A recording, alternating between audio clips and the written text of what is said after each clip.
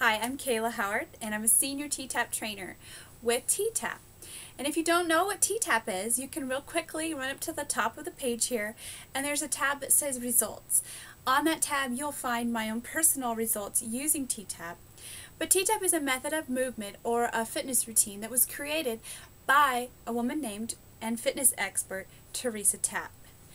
You can also find in that results page a link to Teresa's site where you can read more about her. You can read on the forum and meet people who are T-Tappers. You can see all the different workouts she offers and all the testimonials that are there about how amazing this workout is. But today, I want to focus on where your shoulders are and what's happening to the rest of your body based on where your shoulders are or where they're not. And so, to start with, I want to have you just relax. And in your relaxed position, I bet that, you're probably slouching, because most of us do. Most of us slouch when we're sitting, and a lot of us, myself included, tend to slouch even when we're standing. And there are a few people in the world who don't slouch. There are a few people who they naturally stand up straight. It's part of their nature and part of who they are. But my nature is definitely not to stand up straight, and it is always a struggle for me to be able to get up straight, especially before T-TAP, before I knew some of these principles that really help. So focus first for me, and I want you to go ahead and slouch. And I'm going to slouch with you, and we're going to feel what's going on in our body when we slouch. Alright, turn to the side. I'm going to turn to the side here so you can get a little look at me slouching. So I'm totally slouched. My rib cage here is setting clear down here, almost on top of my belly button. And when I sit up straight, I've got a lot of distance between the two. So I can really get it down there. And what's happening? My abs are released, and they're kind of pooching out. So I bet your gut might be kind of pooching out too.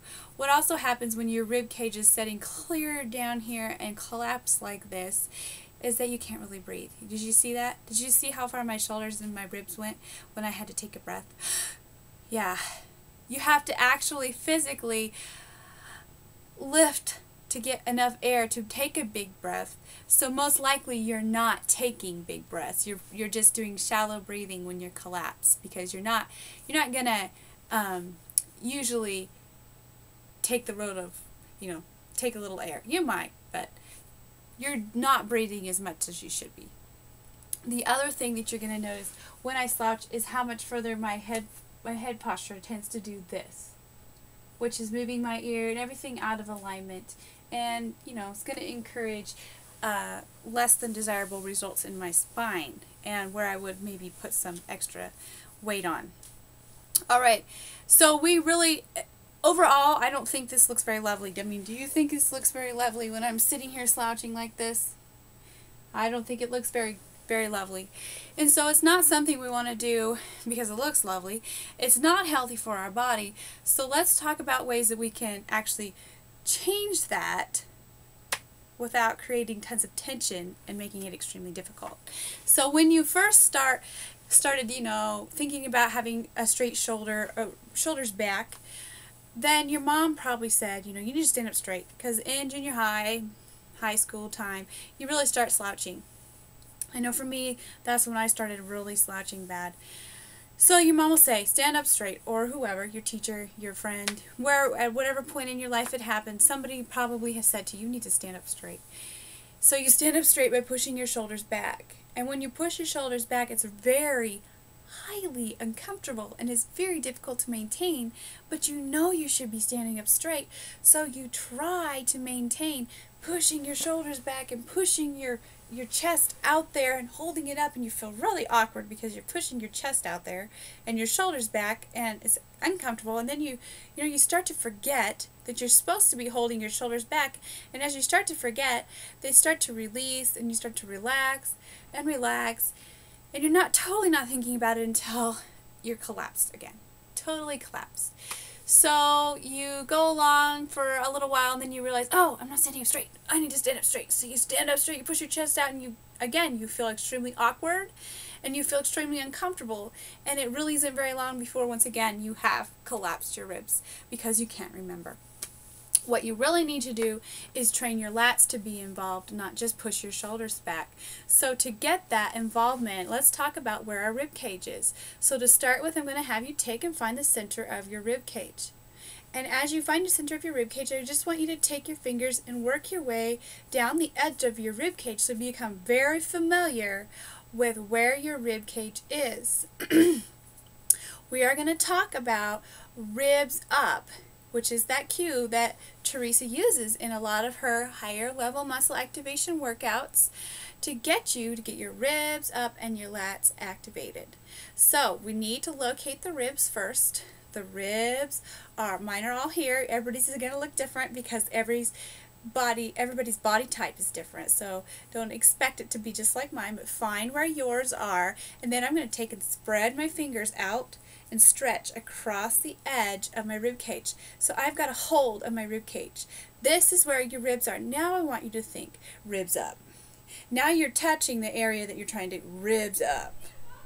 All right, you have a finger here at your sternum, and then I want you to take a finger clear down here into your belly button. And at your belly button, I want you to start to separate the distance between your finger and your other finger. So separating the distance between your sternum and your belly button. 1, 2, 3, lift ribs. And you can even use this finger right here to kind of help push it up. 1, 2, 3, lift ribs. And you got to see how much more distance we have compared to when I'm slouched. All right, so ribs up. And you've separated that distance between your sternum and your belly button. Now with this finger that's in the belly button, we're going to go 1, 2, 3, pull belly button to spine, which begins to press your lower back flat. But we want that belly button pulling to the spine to activate the abdominals and to protect the lower back. You need your abdominals to protect your lower back, especially if you have a lot of lower back issues. So pull it in. Oh, look at how many inches. I probably just lost like 2 inches on my waist by pulling my belly button in and lifting my ribs. Way better, way more gorgeous looking than when you collapsed. So ribs up, pull the belly button in, and stretch the distance. Now when you feel how your ribs go up, you might start to feel your lats. And I'm going to turn around a little bit and show you real quick where your lats are. Your latissimus dorsi muscles are these big butterfly muscles on your back and off to the side here. And this is what we're aiming to get activated to be able to hold the ribs up. We don't want the shoulders to hold the ribs up and the bust out. We want the lats to hold it up so you don't feel like you're pushing yourself out there near as much. So, separate, ready, pull belly button in. We're going to focus in at the shoulders. And again, if you want to touch the shoulders, you can, as long as you maintain those ribs up. So, inhale big. Exhale. I want you to release your shoulders. Okay, I don't want you to press them. I want you to release them. Inhale big.